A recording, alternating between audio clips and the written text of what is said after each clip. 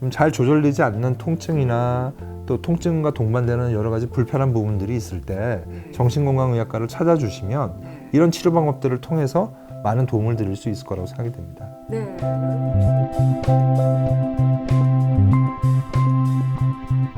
네, 통증에 대해서 알아보고 있는데요. 이번에는 정신과에서 통증을 어떻게 치료하는지 더 깊이 있는 대화 나눠보도록 하겠습니다. 정신과에서는 통증을 어떻게 치료하나요? 뭐 간단히 말씀드리면 수술적인 치료 외에 모든 치료가 가능하다. 수술 빼고 다 가능하다. 네, 그렇게 말씀을 드리고 있습니다. 그러니까 일반적으로 이제 뭐 이야기하는 그런 통증 치료는 사실은 정신건강의학과에서 뭐 불가능하기 때문에 안 하지 않는 건 아니고요. 저희들이 이제 중점적으로 해야 되는 치료들이 있기 때문에 이제 그런 중점을 둬야 되는 치료를 이제 가지고 저희들이 서비스를 제공을 하게 되죠. 저희들이 이제 통증을 치료하는 두 가지 목표는 하나는 통증 자체를 줄이는 거, 또 하나는 통증을 가지고 있더라도 네. 일상생활을 잘 할 수 있도록 하는 거. 이제 두 가지를 저희들이 목표를 하고 있습니다. 그 적응과 관련된 부분들에 대해서 좀 이야기를 하고자 하는데요. 사실 우울증이나 불면증이나 이런 부분들이 있으면 통증 자체도 힘들고 일상생활도 힘들어지게 됩니다. 그래서 그런 불면증과 우울증을 잘 치료를 하게 되면 통증에 대한 조절할 수 있는 능력들이 이제 더 키워지게 되고 그러다 보면 일상생활에 더 빨리 적응을 할 수 있는 거죠. 그래서 그런 동반되는 증상들을 이제 치료를 하게 되는데 그 증상들은 대부분 이제 약물 치료로 가능합니다. 그리고 저희들이 이제 그 스트레스와 관련된 혹은 통증과 관련된 그 생각이나 행동의 어떤 변화를 유도하기 위해서 인지행동 치료라는 것들을 사용을 하기도 합니다. 나는 이 통증 때문에 아무것도 할 수 없어. 그리고 이 통증이 조금만 움직이게 되면 더 심해지기 때문에 가능하면 움직이지 말고 가만히 있어야 돼. 이런 어떤 왜곡된 사고 때문에 이 사람의 행동 반경이나 일상생활이 어려워지게 되는 거죠. 그래서 실질적으로 이 통증이 본인한테 제한을 두는 부분이 어디까지인지, 그리고 통증 때문에 나는 아무것도 할 수 없어 라는 그런 파국적인 생각들, 통증 때문에 아무것도 할 수 없는 게 아니라 통증을 유발하고 있는 상황들이나 혹은 통증 자체가 나한테 왜곡된 어떤 그 생각들을 심어주기 때문에 이제 못하는 부분들도 분명히 있거든요. 그런 부분들을 교정을 시켜주고 훈련시켜주고 하는 것들이 이제 인지행동 치료라고 얘기를 할 수 있습니다.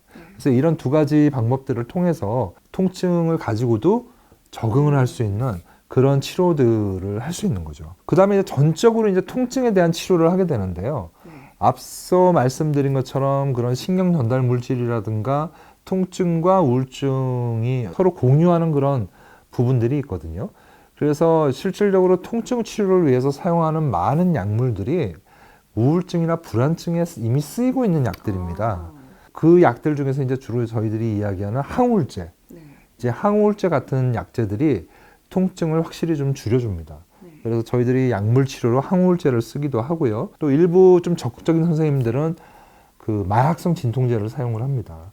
근데 마약성 진통제는 뭐 일반적으로 마약이다 그러면 의존성 그런 것들이 걱정이 되는데 이제 그런 것들을 경험 있는 선생님들을 통해 가지고 의존성이 생기지 않으면서 통증을 조절할 수 있도록 이런 마약성 진통제를 이제 처방을 받기도 하죠.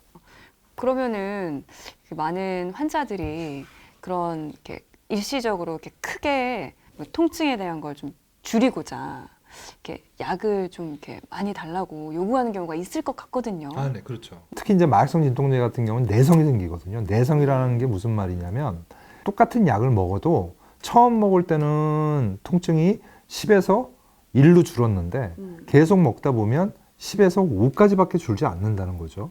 그러면 1까지 줄이기 위해서는 똑같은 약을 먹기보다는 더 많은 약을 이제 환자들은 먹고 싶어 한다는 겁니다. 그래서 그런 그 약의 용량들을 앞서 말씀드린 그런 인지행동 치료, 그 다음에 항우울제, 그 다음에 조금 이따 말씀드릴 다른 그 치료들과 병합을 해서 이 의존성이 있는 마약성 진통제를 더 늘리지 않고도 이제 생활할 수 있도록 도와드릴 수가 있죠.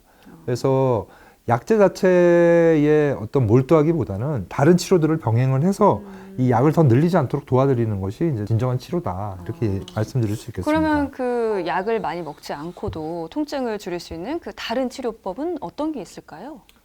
이제 저희들이 약물 치료 외에 이제 치료들을 비약물적 치료라고 이야기를 하는데요. 이 비약물적 치료의 그 목표는 대뇌의 그 감각을 정상화시키는 것을 이제 목적으로 합니다. 그래서 크게 이제 한 3가지 정도 치료 방법이 있는데요. 하나는 그 경두의 자기자극술, 좀 말이 좀 어렵죠. 그 다음에 경두의 직류 전류 자극술. 네. 그다음에 3번째는 전기 충격요법. 이 3가지 이제 방법들이 부가적으로 쓰일 수 있는데요. 이 3가지 치료는 원래 우울증 치료에 사용되던 치료입니다. 통증을 가진 분들한테 이제 도움을 많이 드릴 수 있는 치료라고 최근에 이제 많은 연구 결과들이 나오고 있기 때문에 정신건강의학과에서 이 치료법들을 이제 통증 환자분들한테 사용을 하는 거죠. 각각에 대해서 잠깐 말씀을 드리면 경두의 자기자극술이라는 것은 뭐 여러분들 그 MRI 같은 경우 이제 자석을 이용해서 이제 우리 머리에 영상을 찍는 걸로 알고 계시잖아요.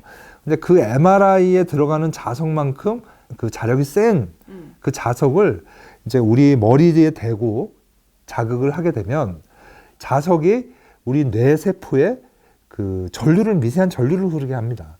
그럼 이 미세한 전류가 손상됐던 혹은 혼란스러워진 그런 신경계에 정상화를 유도를 하는 거죠. 그래서 이런 치료가 있고요. 그다음에 경두의 직류 전류 자극술은 그냥 직류 전류를 우리 뇌에다가 이렇게 흐르게 하는 겁니다. 근데 뭐 그 영화에서 본 것처럼 이렇게 막 강력한 그런 전류를 주는 게 아니고요. 그냥 건전지에서 나오는 전류 정도, 아주 미세한 전류를 우리 뇌의 특정 위치에, 뭐 예를 들면 통증을 느끼는 부위라든가 이런 부위에 이제 자극을 해서 이상 감각을 느끼게 되는, 다시 말하면 고장난 뇌를 다시 뇌 세포들을 이제 정상화시키는 이제 그런 치료들도 있고요. 그 다음에 이제 마지막으로 이제 전기 충격요법이 있는데, 이 경우에는 사실은 우울증이 굉장히 심한 분들, 우울증이 굉장히 심한 분들은 약도 먹지 않고 거의 이제 누워서 지낼 정도로 힘들게 되는 상황이 되거든요. 그런 경우에는 약물 치료를 할 수 없기 때문에 저희들이 적극적인 치료 방법 중으로 하나로 이제 전기 충격요법을 쓰기도 합니다. 근데 이 전기 충격요법은 안전한 치료기는 하지만 수술실에서 해야 돼요. 그리고 또 입원을 해서 치료가 하는 경우가 많기 때문에 이제 극도의 통증으로 생활하기 힘든 분들, 그리고 또 통증과 함께 우울증이 아주 심한 분들, 이런 분들한테 이제 이 치료를 시행을 하게 되는 거죠. 그래서 이렇게 몇 가지 그 약물 외의 치료 방법들을 통해서 통증이 심한 분들을 저희들이 도와드릴 수 있다라고 얘기할 수 있습니다. 정말 정신과에서 통증을 치료할 수 있는 다양한 방법들을 가지고 있었는데 저희가 그동안 몰랐었네요. 네, 그렇죠. 사실은 이런 많은 좀 치료 방법들이 있는데도 불구하고 널리 알려드리지 못해서 네. 사실은 치료의 기회를 놓치신 분들도 좀 많이 있다고 생각이 되고요. 네. 그래서 좀 잘 조절되지 않는 통증이나 또 통증과 동반되는 여러 가지 불편한 부분들이 있을 때 정신건강의학과를 찾아주시면 이런 치료 방법들을 통해서 많은 도움을 드릴 수 있을 거라고 생각이 됩니다. 네, 혹시 통증 때문에 고민이 있으시다면 지금 당장 주저 마시고 정신건강의학과에 가셔서 꼭 상담받으시길 바라겠습니다.